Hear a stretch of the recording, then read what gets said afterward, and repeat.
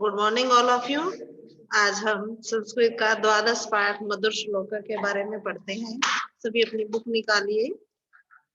मधुर श्लोक का मतलब होता है मधुर श्लोक, जिसमें अच्छी बातों के बारे में बताया हुआ है, अच्छी अच्छी शिक्षा दी हुई है। ध्यान से देखिए। पहले हम इसके वर्ड मीनिंग को पढ़ते हैं। गौरवम सम्मान, प्राप्यते प्लस आ प्राप्त होता है, वित्तम धन, संचय संचय, पयोद बादल, पयोधि सागर, अध नीचे, अधम नीच व्यक्ति, मध्यम मध्यम श्रेणी का व्यक्ति, महान महान व्यक्ति, गच्छन चलता हुआ, पिपीलिकः चींटा या चींटी, या चलना, योजनम लगभग 12 किलोमीटर की दूरी, शतम 100, अगच्छन गम प्लस रत्रयी प्रत्यय है इसमें, न चलता हुआ, वेन्ते गरुड़, कुंभः घड़ा, अर्ध आधा भरा हुआ, घोषः शोर, उपेति उप प्लस एति प्लस ई, उप उपसर्ग है, एति धातु है और ई प्रत्यय है, प्राप्त करता है। जलप प्रलाप करना, बातें करना, मूढ़ास्तु मूढ़ा प्लस तू, निश्चित रूप से मूर्ख। मूढ़ास्तु का मतलब होता है निश्चित रूप से मूर्ख। गुण गुणे विहीणा, गुणे प्लस वीणा, गुणों से रहित, नाभिषेक, न प्लस अभिषेक, राज्य तिलक। संस्कार है संस्कार, क्रियते किया जाता है, मृग पशु, विक्रम प्लस अर्जित, वीरता से अर्जित किया हुआ, जीता हुआ, मर्गेंद्र ता, मृग प्लस इंद्रता, मृग मैंने पशुओं, इंद्रता मैंने राजा, पशुओं का राजा, उदय मैंने उदय होने पर, सविता सूर्य, रखता प्लस च प्लस अस्त समय, अस्त समय मैंने अस्त होते समय, जब छिपता है सूरज तब भी कैसा होता है, लाल रंग का। महताम एक रूपता, महान लोगों का एक रूप होना, शैल है पर्वतम पर्वत, माणिक्यम मणि, मोक्तिकम मोती। अब हम लेसन पढ़ते हैं। गौरवम प्राप्यते दानात्, गौरवम प्राप्यते दानात्, दानात् होता है दान से ही, दान धन के दान से, दान किसका होता है, धन का, जो हम लोगों की मदद के लिए करते हैं, दान से ही प्रतिष्ठा, गौरव मैंने प्रतिष्ठा प्राप्त होती है। हम जब लोगों की मदद करेंगे, उनकी दान देके, उनकी मदद करके, जब हम उसकी मदद करेंगे तब हमें क्या प्राप्त होगा, गौरव मैंने सम्मान प्राप्त होगा। दान देने से ही सम्मान प्राप्त होता है, न तो वित्तस्य संचयात्, न कि धन को इकट्ठा करने में। धन को इकट्ठा करने में हमें सम्मान प्राप्त नहीं होता, बल्कि इस धन से लोगों की मदद करने से हमें सम्मान प्राप्त होता है। स्थिति ऊंचे पयोदान है, इसमें उदाहरण बताया गया है, जैसे बादलों का स्थान ऊपर है, क्योंकि क्या करते हैं बादल, सभी को जल देते हैं। बादलों का स्थान क्या है, ऊपर है, पहले वो जल को इकट्ठा करके फिर सब में बांट देते हैं, इसलिए उनका स्थान कहाँ बताया गया है, ऊंचा बताया गया है। पयोधि नाम अध स्थित है, पयो पयो मैंने कहा गया है सागर को, सागर समुद्र, समुद्र का स्थान नीचे है, क्योंकि वो क्या करता है, अपने अंदर अपने जल को इकट्ठा करके रहता है, इसलिए उसका स्थान कहाँ बताया गया है, नीचे बताया गया है। और बादलों का स्थान ऊंचा बताया गया है, क्योंकि जल तो वो भी इकट्ठा करता है, लेकिन बाद में वो लोगों में बांट देता है, जबकि सागर क्या है, अपने जल को अपने ही अंदर रखता है, इसलिए उसका स्थान नीचे है। इसलिए जो व्यक्ति धन को इकट्ठा करके लोगों में बांट देता है, उसे तो सम्मान प्राप्त होता है, ना कि धन इकट्ठा करने पर। इसलिए हमें क्या करना चाहिए, सब परोपकार करना चाहिए। अधमा, अधमा मैंने होता है नीच व्यक्ति।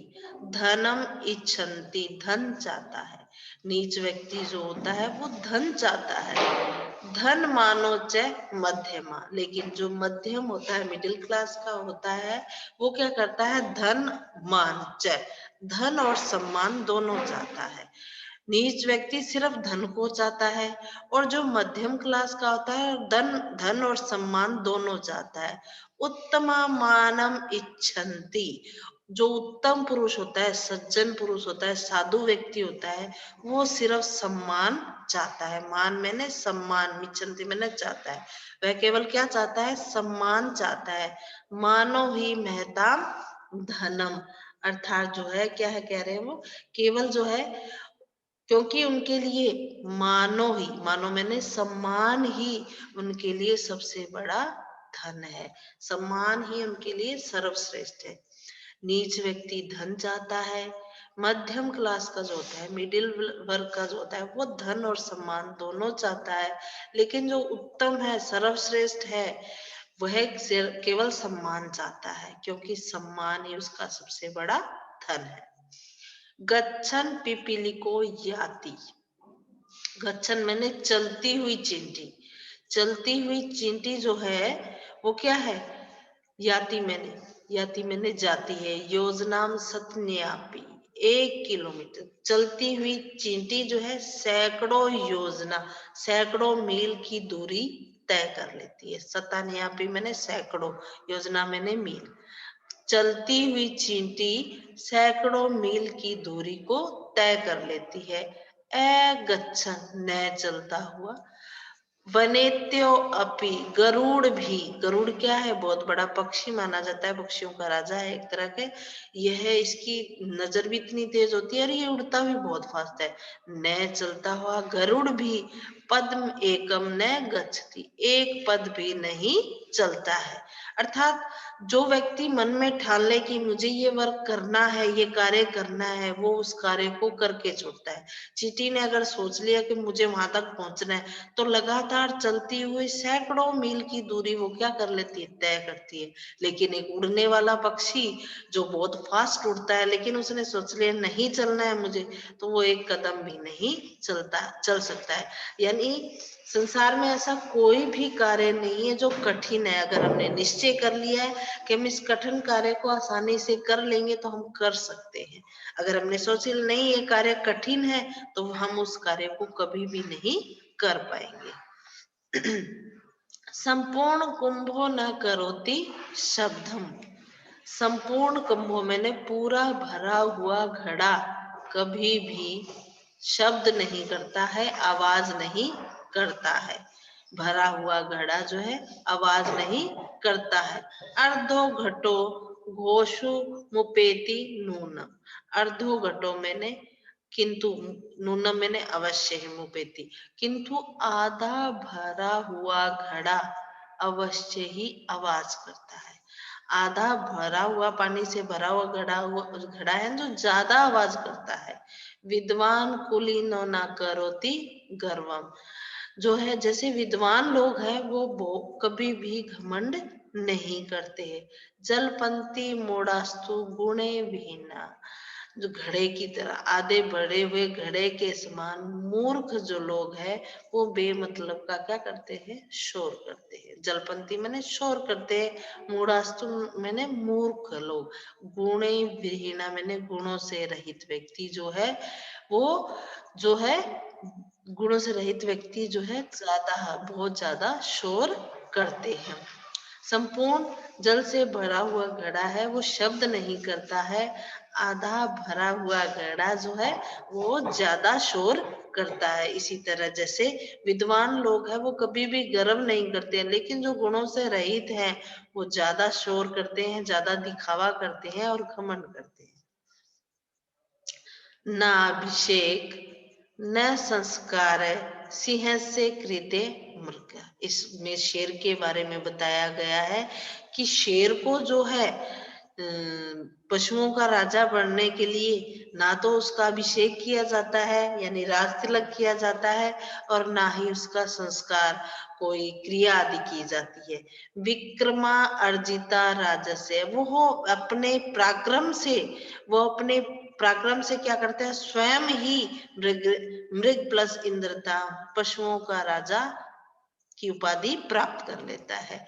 इसमें देखिए, फिर से देखिए, शेर को जंगल का राजा नियुक्त करने के लिए न तो उसका राज तिलक अभिषेक किया जाता है, ना अभिषेक किया जाता है, ना संस्कार किया जाता है। ऐसे ऐसे कृत्य मृग शेर को पशुओं का राजा बनाने के लिए ना अभिषेक किया जाता है, ना संस्कार किया जाता है। अपने गुणों से और पराक्रम से वह स्वयं ही क्या करता है, पशुओं का राज उपाधि प्राप्त कर लेता है, मृगेंद्र पद प्राप्त कर लेता है। उदय सविता रक्त रक्ताश्च अस्त समय तथा। देखिए, उदय सविता, उदय होते समय भी सविता मैंने सूर्य का रंग क्या होता है, लाल होता है, और अस्त होते समय भी सूर्य का रंग लाल होता है। यानी जब वो सुबह आता है तब भी लाल होता है और शाम को जब वो जाता है तब भी लाल होता है। संपत्तो च विपत्तो च महताम एक रूपता। इसी तरह जो सज्जन पुरुष होते हैं वह संपत्तो, सुख में और दुख में एक समान रूप से होते हैं, सुख और दुख में समान रूप से रहते हैं। देखिए, सूर्य जो है उदय होते समय भी लाल रंग का होता है और अस्त होते समय भी लाल रंग का होता है, तथा वैसे ही महान पुरुष जो होते हैं वह सुख और दुख में समान रूप से रहते हैं। शैलै शैलैनां मणिक्यं मौक्तिकं न गजे गजे साध्व न हि सर्वत्र चंदनम न वने वने। शैले शैले मैंने प्रत्येक पर्वत पर मणि मणि नहीं होती, प्रत्येक पर्वत पर मणि प्राप्त नहीं होती, हर हाथी में मोती नहीं होता।